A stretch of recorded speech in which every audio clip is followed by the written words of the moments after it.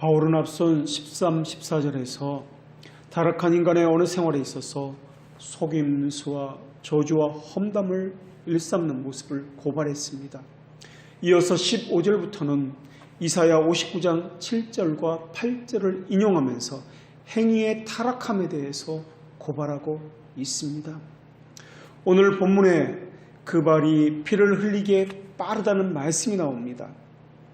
남에게 해를 가하고 피를 흘리게 하는 것, 이것은 다른 사람의 명예를 빼앗는다든지 그들에게 보존되어야 할 이익을 함부로 취한다든지 하는 모든 행위를 포함하고 있는 말씀입니다. 이건 역시 우리가 계속 나누고 있는 인간의 타락한 본성에서 나오는 것들입니다. 그리고 16절에 파멸과 고생이 그 길에 있다는 말씀이 나오는데, 이것은 사람이 살아가는 그 자체가 파멸이고 고생이다 라는 의미가 아니라 다른 사람에게 사람들이 파멸과 고생을 하도록 해를 가한다 라는 말씀을 하고 있는 것입니다. 사람은 도덕적으로 힘이 없고 무기력한 지경에만 머무는 것이 아니라 오히려 남을 해치는데 자기 자신이 가진 것들을 적극적으로 활용을 하고 있습니다. 우리는 오늘 본문에 나오는 그들이라는 단어를 주목함으로 시작을 해야 할 것입니다. 여기서 그들은 이라고 불리는 사람은 유대인이나 헬라인입니다. 다시 말하면 모든 사람을 의미하는 단어입니다. 또 그들은 18절에 결론적으로 말씀하고 있는데 하나님을 두려워하지 않는 모든 사람을 의미하고 있습니다. 우리는 인간의 네 가지 상태에 대해서 이미 배웠습니다. 그것에 대해서 다시 한번 짚고 넘어가도록 하겠습니다. 인간의 상태는 네 가지의 상태로 분류하고 있습니다. 창조 시의 인간의 상태가 그 첫 번째요, 타락 후의 인간의 상태가 그 두 번째요, 중생한 후의 상태가 그 세 번째요, 그리고 하늘나라에서의 영화로운 상태가 그 네 번째입니다. 이것을 죄를 지을 수 있는 상태, 포세 빼가래라고 하고, 또 죄를 지을 수밖에 없는 상태, 논 포세 논 빼가래라고 하고, 죄를 짓지 않을 수 있는 상태, 포세 논 빼가래라고 하고, 죄를 지을 수 없는 상태, 논 포세 빼가래라고 이야기합니다. 이 네 개의 상태를 웨스터민스터 신앙 고백서에서는 무죄의 상태다, 죄인의 상태다, 또 은혜의 상태다, 그리고 영광의 상태다라고 말씀하고 있습니다. 청교도 토마스 보스턴은 자기 교회 성도들에게 이 네 가지 인간의 상태에 대해서 설교를 하면서 사람들이 기원과 운명에 대해서 분명히 알기를 원한다고 눈물로 호소했습니다. 창조의 기원과 앞으로 하늘나라에서의 영원한 운명의 상태에 대해서 분명히 알아야 된다라고 그렇게 호소했던 것입니다.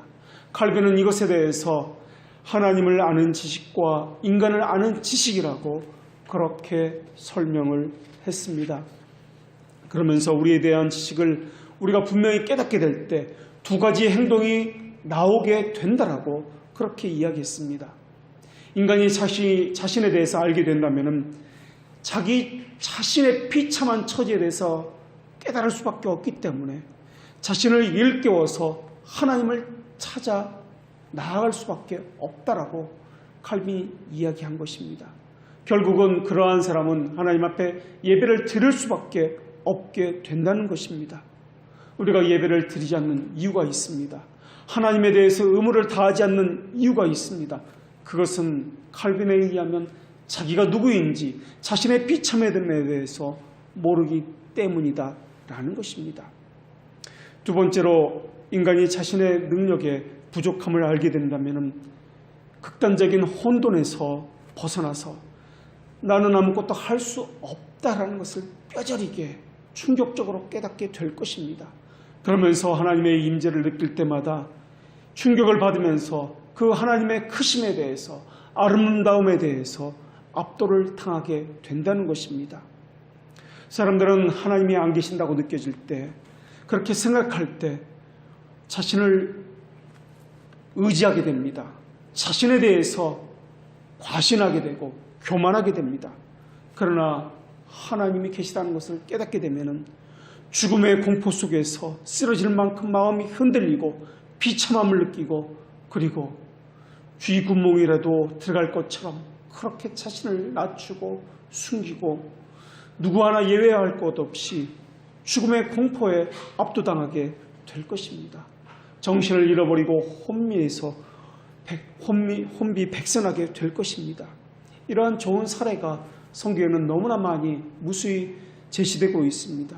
사사기에서나 선지서에서나 우리 신앙의 선배들은 우리가 하나님을 보았사오니 반드시 죽으리다 라고 고백을 했습니다. 이것이 하나님을 만난 사람들의 공통적인 고백이었습니다. 존 번영 같은 경우도 오히려 물가의 오리를 바라보면서 너희들이 나보다 차라리 행복하구나 라고 고백하면서 몇 달을 눈물로 지새우며 회개의 시간을 보낸지 모릅니다. 성경에는 욥기의 이야기가 있습니다. 자신의 어리석음을 고백했으며 무능력과 부패함을 인식했으며 가장 강력한 논증으로서 하나님 앞에 자신이 누구인지를 뼈저리게 호소하고 있습니다. 아브라함도 하나님의 영광을 보기 위해서 하나님 앞에 가까이 가면 갈수록 자신은 티끌과 재라는 것을 고백할 수밖에 없었습니다. 엘리야도 자기의 얼굴을 가리면서 죄로다 라고 고백을 했으며 하나님께 가까이 나아갈 수 없다라고 감히 고백을 했습니다. 천사들도 크나큰 두려움에 휩싸여서 얼굴을 가리지 않으면 안 되었습니다. 하물며 부패한 우리와 같은 존재들이야. 이사야 선지자는 이렇게 고백했습니다.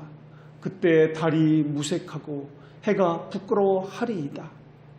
하나님의 광채 앞에서는 가장 빛나던 별들도 해들도 광채를 하나님 앞에 뽐낼 수가 없게 된다는 것입니다. 더구나 인간은 하나님 앞에 크나큰 죄인입니다. 그 죄를 가지고 하나님 앞에 선다는 것은 천사가 하나님 앞에 서는 것과 비교할 수 없을 만큼 크나큰 공포를 가지고 또한 하나님 앞에서 자신을 숨겨야 할 것입니다. 성경은 차라리 산들이 내게 쏟아져 내리라, 내 머리 위로 부어지리라라고 그렇게 울부짖는다고 고백하고 있습니다. 인간을 올가매고 있는 죄는 두 가지입니다. 첫째는 원죄입니다. 원죄는 죄책과 오염으로 구성되어 있습니다. 그리고 두 번째는 그 부패성으로 인해서 실제로 짓게 되는 자범죄 또는 실행죄라고도 이야기합니다. 실행죄라는 것은 우리가 일상에서 짓고 있는 그러한 죄를 의미합니다.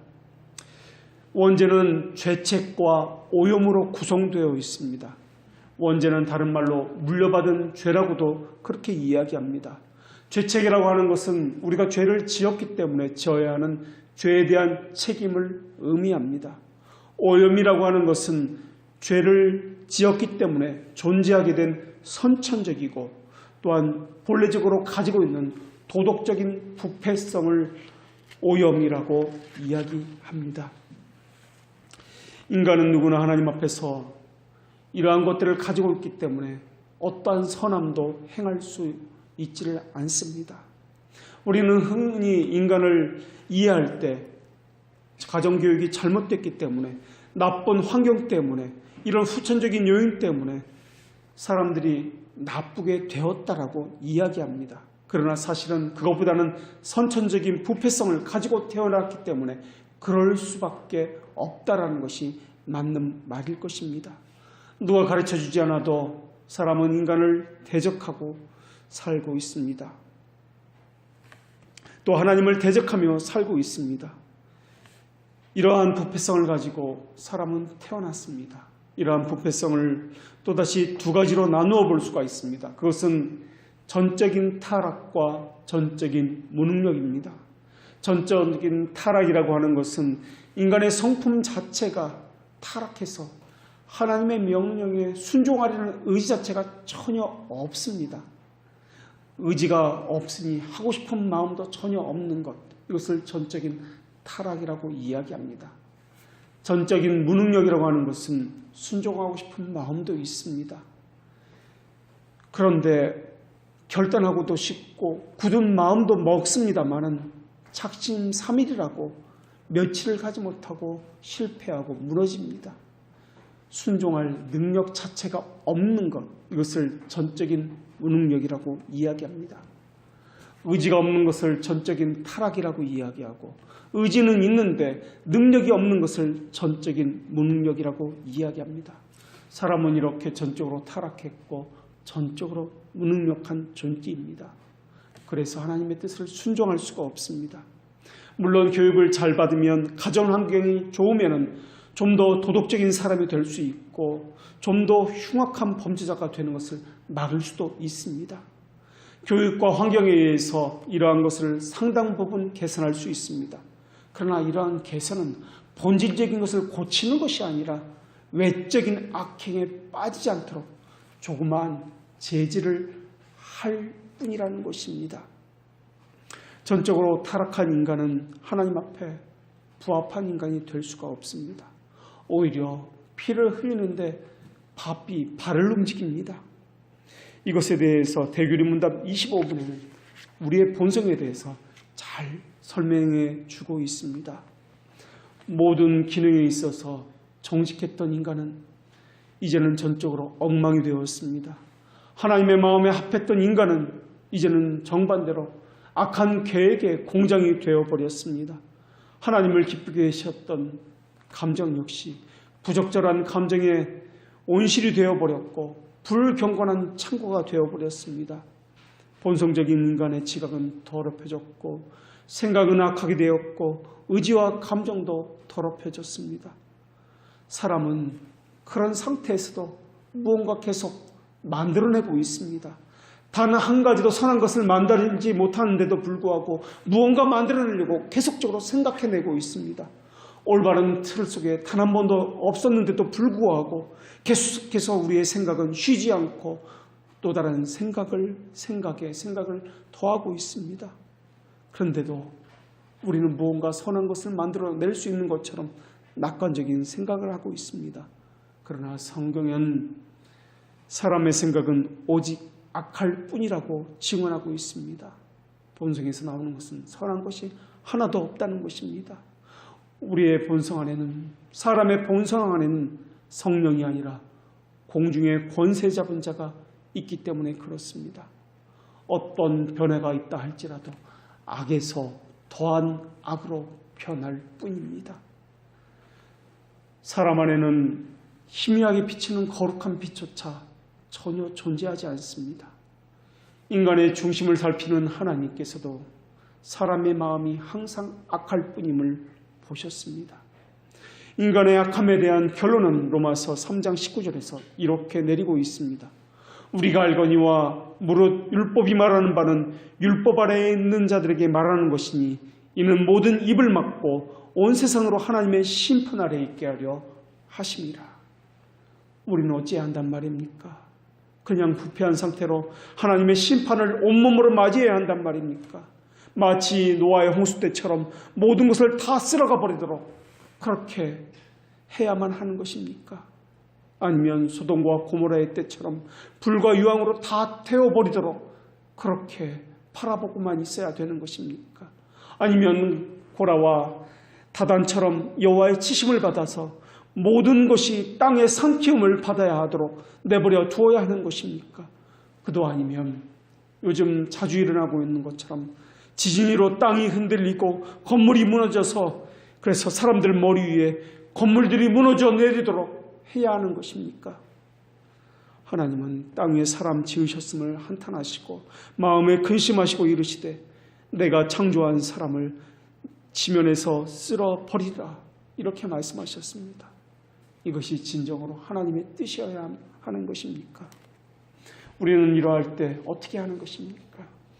하나님은 또 이렇게 말씀하셨습니다. 내가 어찌 악인이 죽는 것을 조금인들 기뻐하랴. 그가 돌이켜 그 길에서 떠나 사는 것을 내가 어찌 기뻐하지 아니하겠느냐. 그런데 우리에게는 하나님께 돌이키고 싶어도 돌이킬 능력이 전혀 없다는 것입니다. 전적으로 무능력합니다. 전적으로 타락합니다. 어떻게 우리가 하나님 앞에 돌이킬 수 있단 말입니까? 그래서 다른 성경에서는 하나님께서는 이렇게 말씀하셨습니다. 내가 다시는 사람으로 말미암아 땅을 저주하지 아니하리니 이는 사람의 마음이 개역한 바가 어려서부터 악함이니라. 이 말씀에는 홍수의 방법으로는 소돔과 고모라의 불과 유황으로는 사람의 타락의 문제가 절대 해결할 수 없다는 것이 담겨 있다는 것입니다. 만약 주께서 옛 세상에게 사람들에게 하신 그 방법대로 우리에게 하신다면 우리는 이 땅에 하나도 살아남을 수가 없을 것입니다. 그분은 자주 홍수를 보내셔야 할 것입니다. 그분은 자주 불과 유황불을 보내셔야 할 것입니다. 그분은 자주 지진과 해일로 단 한 번의 순간이 아니라 계속해서 우리를 공포 가운데 몰아 넣으셔야 할 것입니다. 비록 홍수가 사람의 본성의 타락을 휩쓸어 가지는 못했을지라도, 비록 불과 유황불이 사람의 부패함을 고치지 못했을지라도 타락한 인간의 본성을 하나님께서 어떻게 처리하는지를 분명히 보여주셨습니다. 60만 인구 가운데 단 10명의 의인이 있었다면 멸망당하지 않았을 소돔과 고모라를 생각해 보십시오. 전 인류를 대상으로 심판을 하셨던 홍수의 때를 생각해 보십시오. 전 인류를 향해서 겨우 구원을 받았던 사람은 노아 가족 외에는 없었습니다. 심지어 노아마저 그 가족들도 또 다른 아담처럼 나무의 열매로서 포도주를 마시고 죄를 지을 수밖에 없었습니다. 사도 베드로는 노아의 방주에 대해서 방주에서 물로 말미암아 구원을 받은 자가 몇 명뿐이니 겨우 8명이라고 그렇게 말씀했습니다. 온 인류 가운데 겨우 8명만 살아남았습니다.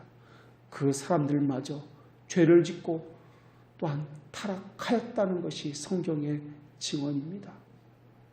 그런데 성경은 물은 예수 그리스도께서 부활하심으로 말미암아 이제 너희를 구원하는 편이 곧 세례라. 이는 육체의 더러운 것을 제하여 버림이 아니요 하나님을 향한 선한 양심의 강구라고 말씀하고 있습니다.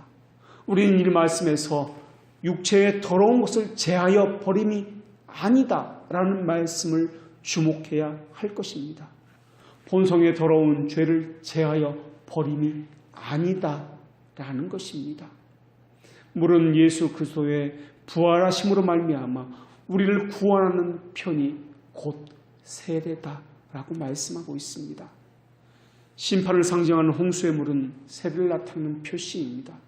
다시 말하면 세례는 죄를 없앤다는 표시가 아니라 죄들을 용서하고 예수 그리스도와 함께 죽었고 다시 그분과 함께 살아난다는, 그분과의 연합을 의미한다는 의미라는 것입니다.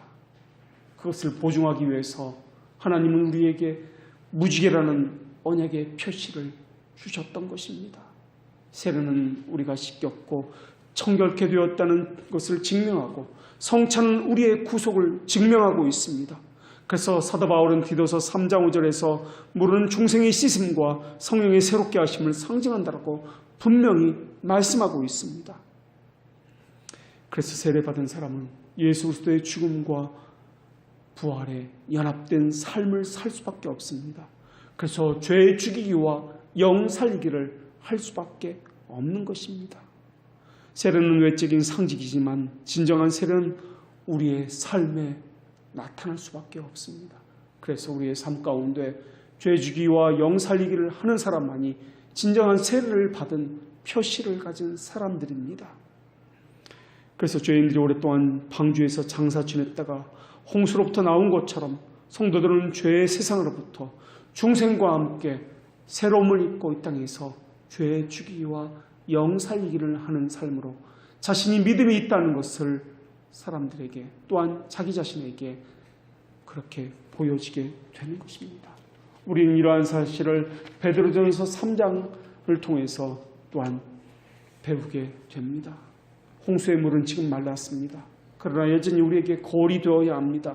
우리는 이 거울을 통해서 우리의 본성이 전적으로 부패했다는 것과 중생이 필요하다는 것을 뼈저리게 깨달을 수밖에 없습니다. 우리는 그것을 성찬을 통해서 계속 확인되어져야 하고, 성찬을 통해서 내가 죽어야 한다는 것을 또한 확인되어져야 하고, 또한 우리는 날마다 죽는다는 것과 영을 살려야 한다는 것을 성찬을 통해서 반드시 확인되어져야 하는 것입니다. 그렇다면 하나님께서 우리 안에 있는 이 부패성을, 연약함을 없애지 아니하시고 이 죄의 연약함을 지금도 허용하시는 이유가 무엇인가 하는 것입니다.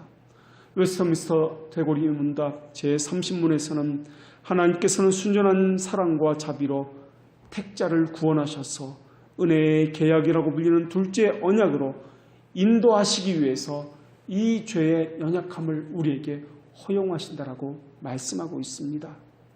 토마스 맨턴이라는 청교도는 이것을 두 가지로서 우리에게 잘 설명해 주고 있습니다. 첫째는 하나님의 은혜의 한량없음을, 그 능력을 우리에게 알려주시기 위해서라고 그렇게 설명하고 있습니다. 그래서 우리에게 죄의 연약함을 허용했다라는 것입니다. 하나님의 은혜의 한량없음을 우리에게 깨닫게 하기 위해서라는 것입니다. 내가 죄인이라는 것을 깨닫고 또 깨닫는다면 반대로 넘치는 것이 하나님의 은혜라는 것을 깨닫게 될 것입니다. 나는 한없이 작아지면서 그분의 은혜는 한없이 높아져만 갈 것입니다. 하나님의 긍휼이 없이는 사람들의 영원한 파멸과 저주를 깨달을 수가 없다는 것을 또한 깨닫게 될 것입니다. 하나님께서 모든 사람을 순종치 않은 가운데 가두어 두심은 모든 사람에게 긍휼을 베풀려 하심이라는 것을 알게 하기 위해서라는 것입니다. 사도 바울은 우리의 죄악의 상태, 불신앙의 상태를 쇠창살로 만드는 견고한 감옥에 비유했습니다. 하나님의 허용에 의해서 사람은 그 같은 감옥에 가두어져 있습니다. 그러나 그 감옥의 문은 그 무엇으로도 열릴 수가 없습니다. 오직 하나님의 긍휼하심에 의해서만 열릴 수 있다라는 것입니다. 유대인이나 이방인을 막론하고 누구든지 하나님의 손에 의해서만 풀려질 수 있는 쇠사슬로 단단하게 묶여 있다라는 것입니다. 그래서 성경은 모든 것을 죄 아래 가두어 놓았다라고 그렇게 증언하고 있습니다. 우리는 불타오르는 감옥에 창살을 부여잡고 애통하며 지금도 한숨 짓고 있습니다. 그러나 우리가 아무리 그 쇠창살을 부여잡고 울부짖고 있다 할지라도 다른 곳으로는 우리는 그 쇠창살에서, 그 감옥에서 벗어날 수 없다는 것입니다. 하나님께서 예수 그리스도를 통해서 우리를 긍휼히 여겨셔야만 우리는 거기서 빠져나올 수 있는 것입니다. 비참한 상태에 있던 우리를 어두운 데서 불러내어 그의 기이한 빛에 드러나기 위해서 우리에게 연약함을 허용하셨다는 것입니다. 우리를 구원하신 이의 아름다운 덕을 선포하도록 우리로 하여금 죄의 연약함을 갖도록 허용하셨다는 것입니다. 두 번째로 토마스 맨턴은 우리에게 이 연약함을 하나님이 허용하신 이유가 피조물 자신의 무가치성을 인식함으로써 철저하게 자신을 낮추게 하기 위해서라고 그렇게 이야기했습니다. 자신의 무능력함, 자신의 부패함, 전적인 타락을 우리로 하여금 깨닫게 하기 위해서, 그래서 자신에 대해서 불만족하도록 여기게 하기 위해서라는 것입니다. 그래서 그것을 가지고 하나님 앞에 나아가서 하나님, 나는 멍에를 매기에 익숙하지 못한 날뛰는 송아지와 같습니다. 나를 불쌍히 여기소서라고 고백하기 위해서라는 것입니다. 그래서 하나님만을 바라보도록, 오직 하나님의 긍휼하심만을 바라보도록 살게 하기 위해서라는 것입니다. 그렇다면 왜 우리가 그러지 못하는 것입니까? 그것은 왜 우리가 하나님을 의존하지 못하며 살고 있는가 하는 것은 우리가 죄에 대해서 비참함을 깨닫지 못하기 때문에 그렇다는 것입니다. 죄의 본질은 창조주의 하나님과의 의존의 관계에서 벗어나려고 하는 것입니다. 그래서 자기를 의지하면서 자기의 행함을 의지하면서 살려고 하는 태도로 갖는 것을 의미합니다. 그래서 시대마다 불경건한 사람은, 참남한 사람들은 자신을 의지하면서 하나님을 반대합니다. 입에 거품을 물고서 자기를 큰 소리로 자랑하면서 자신의 행위를 의지하고 있습니다. 더러운 마음으로 하나님을 대항하면서 논쟁을 합니다. 심지어 하나님을 정죄할 권능이 자기 자신에게 있다라고 그렇게 자신을 높여서 하나님의 그 보좌에 이르도록 하나님을 대적하고 있다는 것입니다. 바로 그것이 우둔하다는 증거라는 것입니다. 하나님은 여러 가지 의지를 가진 분이 아닙니다. 단일한 의지를 가지고 단일한 행위를 하시는 분이십니다. 그런데 우리가 밀어내서 하나님이 가지신 단일한 의지를 다양하다고 그렇게 느끼고 있을 뿐입니다. 우리가 미련하고 헤아릴 수 없기 때문에 하나님을 향해서 하나님은 왜 이랬다 저랬다 하는 분이라고 그렇게 하나님을 향해서 따지고 비판하고 그렇게 이야기하고 있는 것입니다. 바울은 하나님의 단일한 의지를 향해서 감추어진 비밀이다 라고 그렇게 고백하고 있습니다. 우리의 머리로서 하나님을 이해하려고 하니까 이해가 안 되는 것, 이것이 우리의 무능하다는 증거라는 것입니다. 자신이 어떠하심을 깨닫게 되면 주님이 절대적으로 필요하다는 것을 또한 깨닫게 될 것입니다. 이것에 대해서 깨달은 사람이 성경에 잘 나타나는데 욥기에서 그러한 것을 고백하고 있습니다. 욥은 누가 깨끗한 것을 더러운 것 가운데에서 낼 수 있으리이까 하나도 없다라고 고백하고 있습니다. 그래서 하나님의 임재 앞에서는 아무것도 말할 수가 없었습니다. 오히려 입을 가리고 내가 죄인으로서이다라고 고백할 수밖에 없었던 것입니다. 요한복음 3장 6절에서는 우리 주님께서는 모든 사람의 부패한 본성을 알려주면서 이렇게 말씀하셨습니다. 육으로 난 것은 육이니라. 이것은 연약하다는 뜻이 아닙니다. 모든 죄악에 본성적으로 그 안에 배어 있다라는 것을 의미하는 말씀입니다. 에베소서 4장 22절에서는 이를 썩어져가는 구습을 쫓는 옛 사람이라고 그렇게 말씀하고 있습니다. 사도 바울은 로마서 7장에서는 이제는 이것을 행하는 자가 내가 아니요 내 속에 거하는 죄니라. 내 속 곧 내 육신에 선한 것이 거하지 않는 줄을 내가 아노니 원함은 내게 있으나 선을 행하는 것은 내게 없노라 라고 고백을 하고 있습니다. 하나님은 사람을 단지 천사보다 조금 못하게 지으셨는데 지금 우리는 소멸되는 짐승과 같이 마치 느부갓네살이 들짐승과 같이 살면서 소들이 먹었던 풀을 먹으면서 자신의 생명을 유지했던 것 같이 지금 사람들은 땅의 일만 생각하면서 그렇게 살고 있습니다. 마치 사람은 하나님의 진노를 온몸으로 받아내고 그렇게 살고 있는 것처럼 말입니다. 그래서 베드로후서에서는 그러한 사람들을 향해서 멸망의 종이다라고 선언하고 있습니다. 지금 홍수나 불이 우리의 머리는 쏟아지지 않습니다. 그러나 여전히 죄의 싹신 사망이 그 그림자가 우리를 휩쓸어가고 있다는 것을 우리가 기억해야 할 것입니다. 우리에게는 죽음이 있습니다. 슬픔의 수문이 문을 열고 우리에게 다가오고 있습니다. 이 세상 가운데 들리는 불행의 소식과 한숨의 소식도 우리에게 있는 죽음의 소식입니다. 우리의 눈에서 떨어지는 눈물이 그러하며 사람이 하늘에서 떨어진 별처럼 타락했다는 증거가 우리에게는 고통이 바로 그 증거가 될 것입니다. 고뇌도 그러할 것이며 우리에게는 아픔과 슬픔도 또한 이별의 아픔도 하나님의 진노 가운데 있음을 우리에게 보여주고 있는 좋은 증거라 할 것입니다. 공동묘지에 가보면 큰 무덤도 있지만 갓난아기의 무덤도 그것을 증명하고 있습니다. 갓난아기를 잃고 슬피 우는 라헬과 같은 사람들이 우리 주위에는 너무나 많이 있다는 것도 그것을 증거하고 있습니다. 젖먹이 아이도 자기 마음대로 되지 않으면 울부짖고 팔다리를 휘저으면서 자기 뜻대로 해달라고 그렇게 소리를 지르고 있습니다. 작은 교만도, 야망과 죄악된 호기심과 고집과 허망함도, 선에 대한 혐오가 얼마나 다양하게 어린아이로부터 나이든 사람에게까지 모든 사람에게까지 다양하게 나타나는지 모른다라고 증명하고 있습니다. 세상은 더러움으로 가득 차고 있습니다. 온갖 종류의 부정과 불법으로 넘쳐나고 있습니다.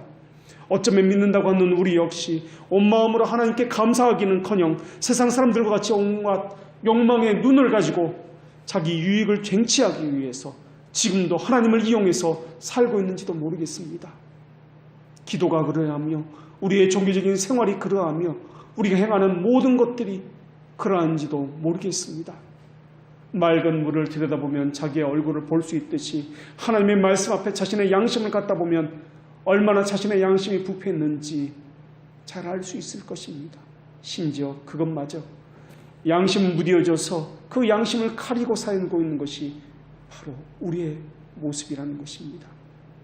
인간의 정욕 때문에 얼마나 비참함과 불행이 끔찍한 난리가 일어나고 있는지 날마다 우리는 기사를 통해서 뉴스를 통해서 접하고 있습니다. 동물은 자기 동족을 잡아먹질 않습니다.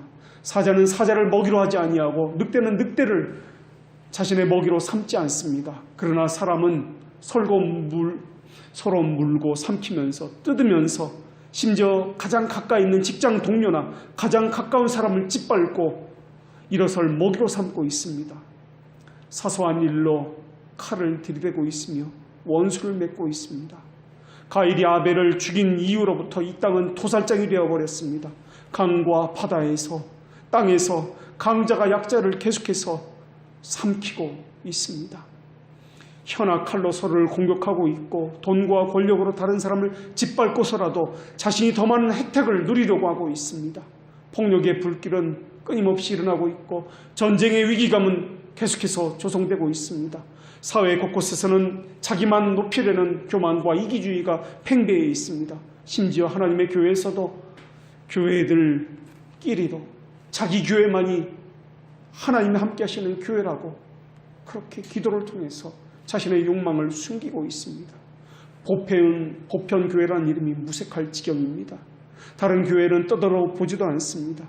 자기 교회만이 세상을 살릴 수 있는 유일한 구원의 방주인 것처럼 그렇게 생각하고 있습니다. 하나님이 사랑하시는 우리 교회라는 그러한 기도를 함으로써 자신의 교만함을 그렇게 드러나고 있습니다. 하나님은 사람을 지으실 때 사람이 혼자 사는 것이 좋지 아니하다 하시면서 함께 살도록 사회적 존재로 살도록 우리로 살도록 그렇게 말씀하셨습니다. 그것이 우리의 또한 기도가 되고 있습니다. 우리는 기도할 때 하늘에 계신 나의 아버지가 아니라 우리 아버지라고 기도하고 있다는 것을 우리가 기억해야 할 것입니다.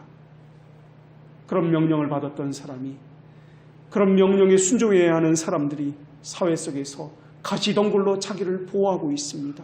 각자가 자기 법을 만들어서 자기를 높이고 있고 자기 만든 법에 적합하지 않으면 하나님의 법이든 사회 법이든 다 무시하고 자기 법을 높이고 있습니다.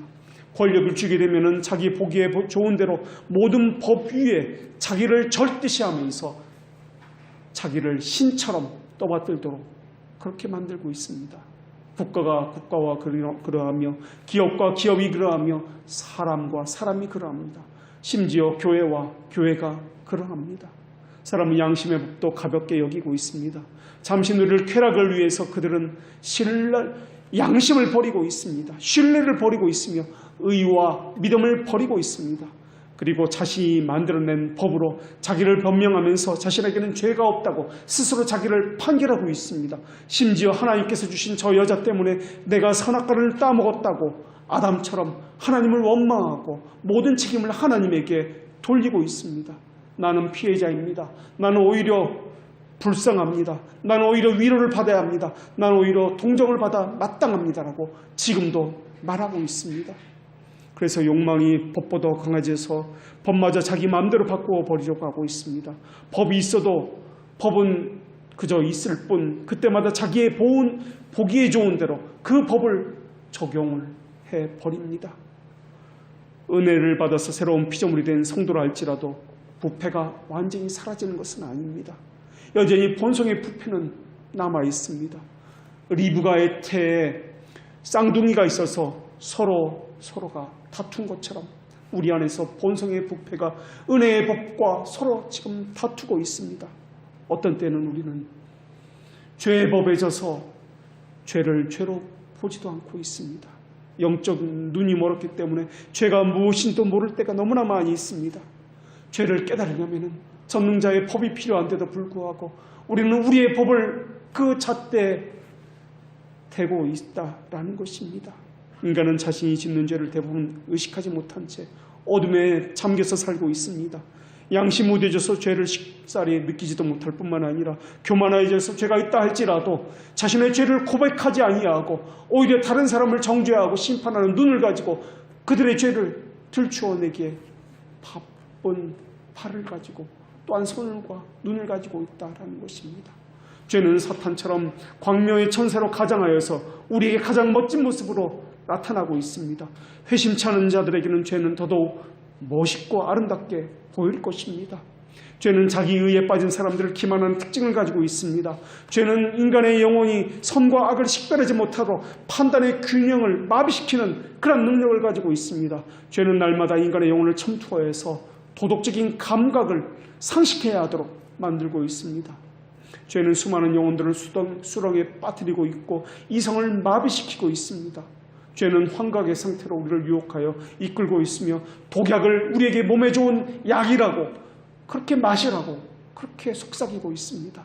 죄는 우리를 더럽히고 있는데도 우리는 그 더럽혀진 것을 아름다웠다고 보기에 좋다라고 그렇게 여기고 있습니다. 죄는 사람들의 그 자신의 목에 날선 칼날을 대고 있는데도 불구하고 이것을 향해서 우리는 삶을 즐기는 것이라고 그렇게 여기고 있습니다. 죄는 하나님이 혐오하는 것을 유익한 것이라고 말하고 있고 그리스도의 십자가를 미련한 것이라고 말하고 있고 하나님이 기뻐하는 것을 어리석은 것이라고 그렇게 이야기하고 있습니다. 죄가 주는 것은 하늘을 닫고 있으며 지옥의 기초를 놓고 있습니다. 죄는 하나님을 대항하는 사특함이 있는데도 불구하고 우리는 그것을 아름다운 것이다, 우리가 행해야 할 것이다라고 그렇게 이야기하고 있습니다. 사람들은 날카로운 이빨을 들이대면서 예수 그리스도에게 침을 뱉고 저주를 하고 있습니다. 마치 십자가에 못 박은 유대인들처럼 농담과 비웃음으로 십자가를 멸시하고 있습니다. 인터넷에 떠도는 댓글들을 보십시오. 사람들의 우리 주님을 향해서 대하는 태도를 보십시오. 언제든지 그러한 모습을 발견할 수 있습니다. 그것은 특별한 일이 아니라 우리의 일상이 되어버렸습니다. 인간의 본성은 너무나도 뒤틀려져서 세상의 법을 어기면 창피해합니다. 그러나 하나님의 이름의 거룩함을 멸시하는 것에 대해서는 별다른 느낌을 갖지 않습니다. 세상의 법보다는 하나님의 법을 더 무서워해야 하건만 내가 죽기만 범죄하여서 주의 목전의 악을 행하였나이다. 이러한 다윗의 고백은 심지어 신자들에게서조차 찾아볼 수 없게 되었습니다. 하나님의 법보다도 세상의 법을 더 두려워하는 세상이 되었다는 것입니다. 죄는 언제 어디서나 심지어 가장 으슥한 구석에서도 늘 발견할 수 있습니다. 선을 악으로 갚고 악을 더한 악으로 갚는 것, 이것이 오늘 우리의 모습이라는 것입니다. 우리를 부추겨서 하나님을 대적하게 하고 예수 그리스도로부터 돌이켜서 세상으로 돌아가고 지금도 속을 속삭이고 있습니다. 이러한 때 사도 바울의 신음의 소리를 들어보십시오. 오호라, 나는 곤고한 자로다. 이 사망의 몸에서 누가 나를 건져내랴. 우리는 우리의 죄에 대해서 어떻게 해야 하는 것입니까? 불쌍한 죄인의 심장을 찌르는 치명적인 죄에 대해서 우리는 어떻게 해야 하는 것입니까? 죄의 책임을 치료하는 것은 예수 그리스도의 의로우신 그 칭의 외에는 없다는 것을 기억하십시오. 죄의 지배를 치료하는 것은 죄를 죽이고 영을 살리는 성화 외에는 없다는 것을 기억하십시오. 죄의 뿌리를 치료하는 것은 이 땅에서가 아니라 영원한 모습을 지는 영화의 상태에서 외에는 없다는 것을 기억하십시오. 그러나 이런 것은 그 누구에게나 모두에게 주어지는 것이 아닙니다. 오직 예수 그리스도의 은혜를 입은 자에게만 주어지는 것입니다. 그리고 죄인이라면 죄에 대한 책임을 반드시 져야만 합니다. 세상에서 처할 수 있는 궁핍과 환난을 모두 더한다 할지라도 하나님께서 내리시는 정죄의 무게보다 이것들은 너무나 가벼울 것입니다. 1,000,000원짜리 수표 한 장이 수백 장의 1,000원짜리보다 더 가치를 가지고 더 무겁다는 것을 우리는 너무나 잘 알고 있습니다. 겨우 한 장에 불과하지만 1,000,000원짜리 수표가 더 무거운 것입니다. 마찬가지입니다. 우리가 진 빚은 1만 달란트입니다. 이것을 오늘날 우리의 돈으로 환산하면 45조 원입니다. 어마어마합니다. 우리가 빚을 1억만 져도, 아니 1,000만 원만 지고 있다 할지라도 그 빚을 갚기가 너무나도 힘겹고 고통스러운데 조라는 단위, 이것은 상상도 할 수 없다는 그런 의미입니다. 그런 빚을 우리가 지고 있습니다. 그런 죄를 우리가 지고 있습니다. 자신의 죄에 대한 비참함을 철저히 깨닫지 못한다면 그 돈의 의미를, 그 빚의 의미를 우리는 알 수가 없을 것입니다. 그 빚을 탕감했다는 그 은혜의 의미를 우리는 알 수가 없을 것입니다. 우리 주님은 1만 달란트 빚을 졌다고 하나님 앞에 나아가서, 그 왕 앞에 나아가서 죄인으로서이다, 죄인으로서이다 가슴을 치면서 내가 어찌해야 할꼬 호소하는 죄인들에게 이렇게 말씀하셨다는 것을 우리는 기억해야 할 것입니다. 이제 우리 주님이 죄인들에게 하시는 언약의 말씀을 들어보십시오. 그러므로 이제 그리스도 예수 안에 있는 자에게는 결코 정죄함이 없나니 이것은 오직 예수 그리스도의 피로서만 가능한 것입니다.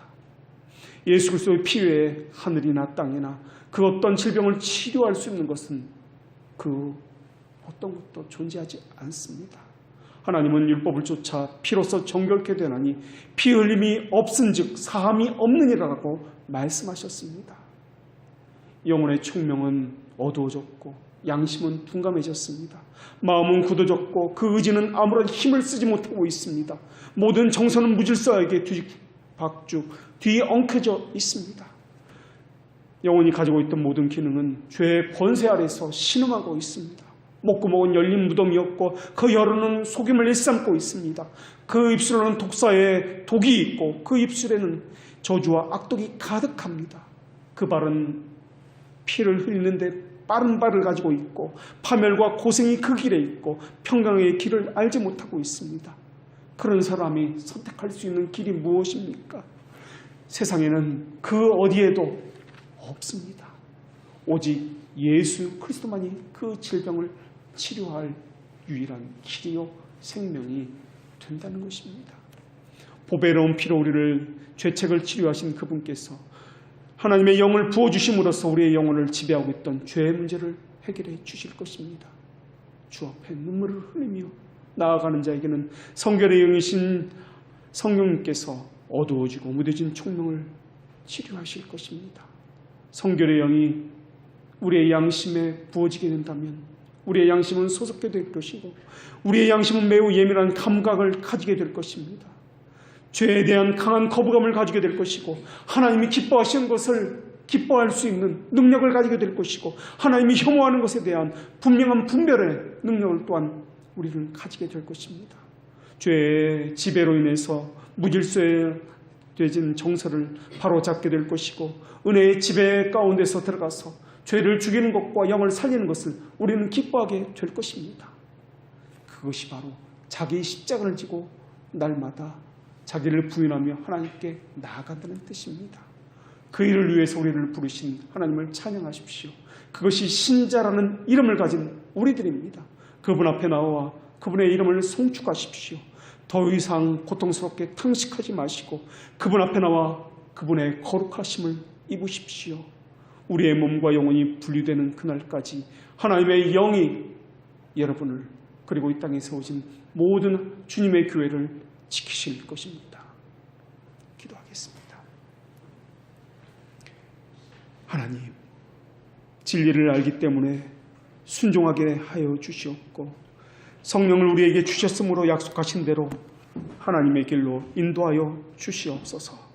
영원한 생명을 얻는 데 부족함이 없게도 하여 주시옵고 주를 향하여 소망을 가진 자마다 자기를 깨끗하게 한다 하여 싸우니 우리로 하여금 죄를 죽이는 것과 영을 살리는 것, 신자됨의 표시, 그것을 우리가 가질 수 있게 하여 주시옵고 참되고 거짓됨 없이 가르친 그대로 우리의 삶이 하나님 보시기에 기뻐하는 것을 우리도 기뻐할 수 있도록 또한 행할 수 있도록 하게 하여 주시옵소서.